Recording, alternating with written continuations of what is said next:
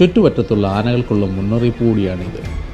ആ ശബ്ദ തരംഗങ്ങളുണ്ടാക്കി അടുത്തുള്ള ആനകൾക്ക് വളരെ കൃത്യമായ നിർദ്ദേശവും മുന്നറിയിപ്പുമാണ് ഇതിൽ കൂടി അവ നൽകുന്നത്. ആ ശബ്ദ തരംഗങ്ങൾ കൃത്യമായി നമ്മൾ കേൾക്കുകയും ചെയ്തു.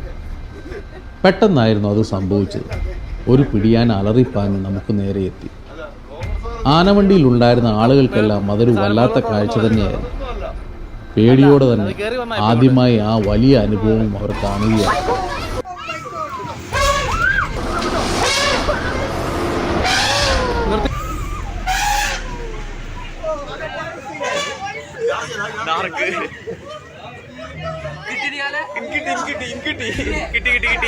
പലരും പേടിച്ചു പോയിരുന്നു.